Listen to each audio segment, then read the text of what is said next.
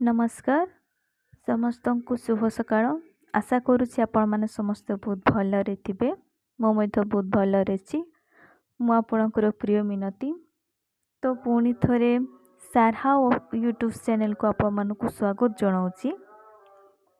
देखु सारहा पूर्वर आमर YouTube channel थिला डाहार, तो ताहाकू चेंज करा जाई सारहा करा जायछि हैला। तो मु बहुत दिन है आपको भिडियोटी अपलोड करनी किसी व्यक्तिगत काम थी मु पारनी, तो से समस्त को क्षमा मागुची। तो डेरी न कर चलतु स्टार्ट करवा भिडियोटी को। आज जानिबा ओडिया लेखक एवं तांकर पुस्तक सबू हैला।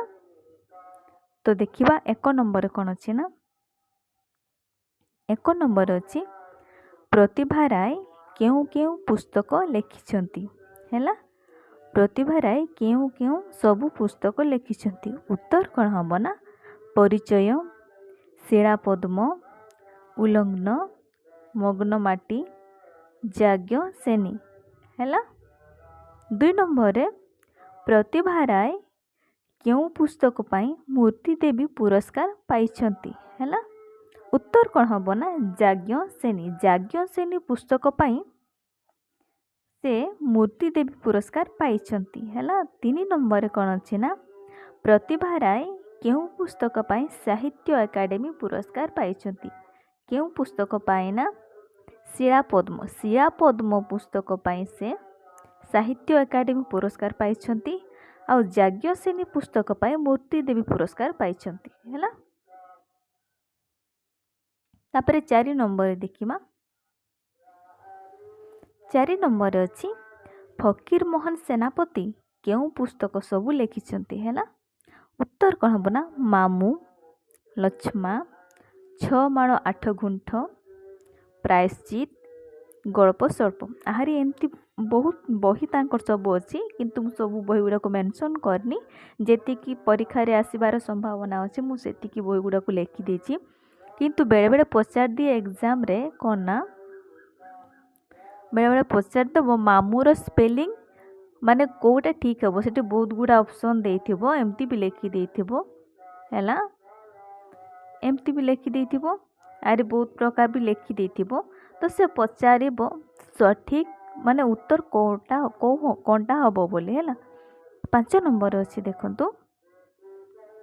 5 नंबर अछि गद्यर जनक बोली काहाकू कहा जाए। गद्यर जनक बोली फकीर मोहन सेनापति को कहा जाए हैला।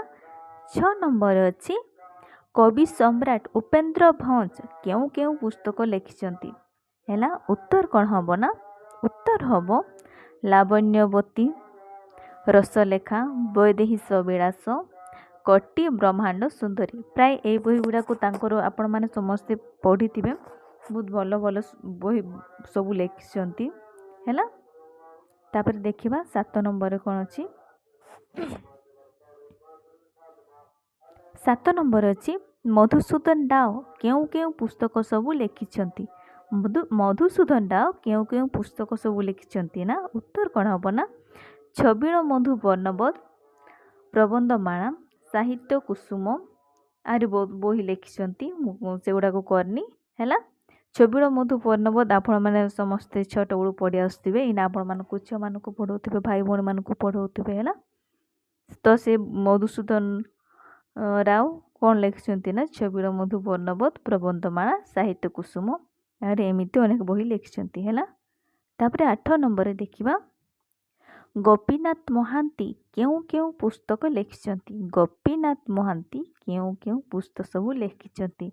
उत्तर कौन हम ना, दाना पानी, दाना पानी, अमृतसर संतान हैला, अमृतर संतान, माटी मटाड़, तापरे परजा हैला। यही सब पुस्तक से लिखिछंती।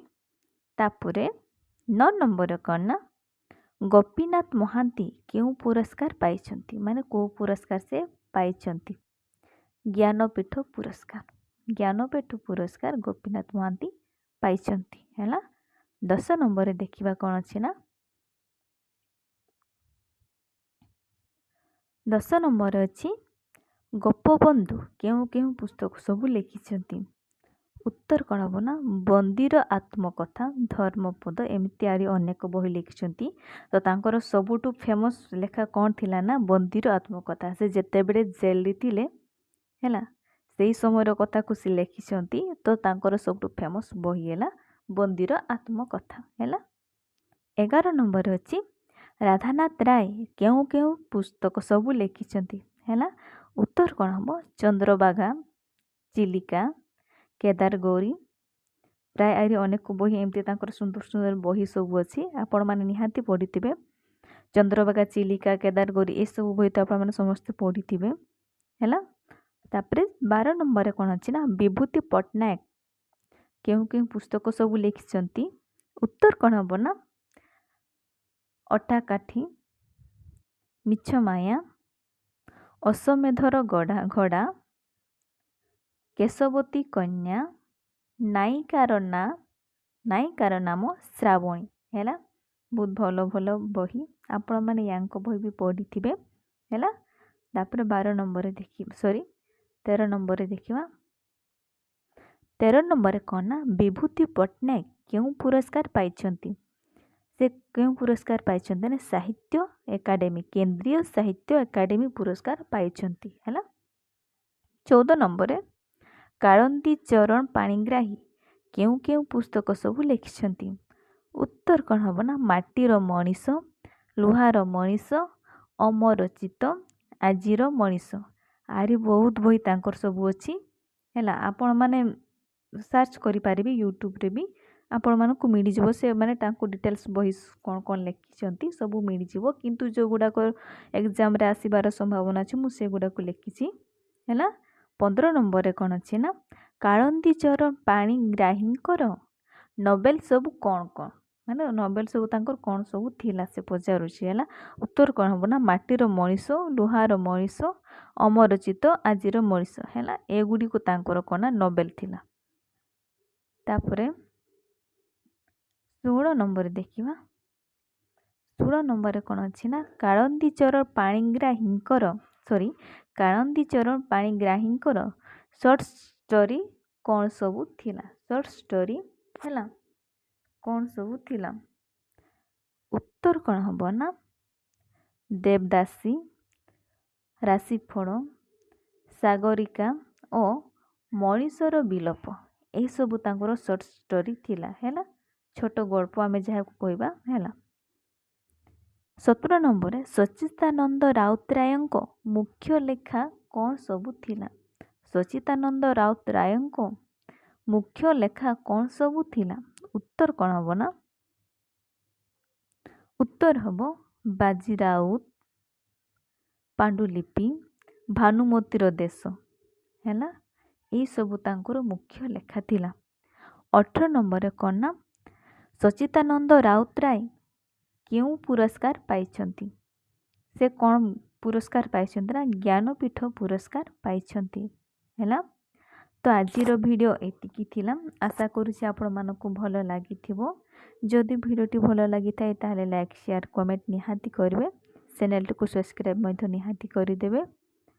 ଯଦି କିଛି ଭୁଲ ରହିଯାଇଥାଏ ତାହେଲେ ଆପଣ ମୋତେ କମେଣ୍ଟ ମାଧ୍ୟମରେ ଜଣାଇବେ। ତ ଆଜିର ଭିଡ଼ିଓକୁ ଆମେ ଏଇଠି ଶେଷ କରିବା।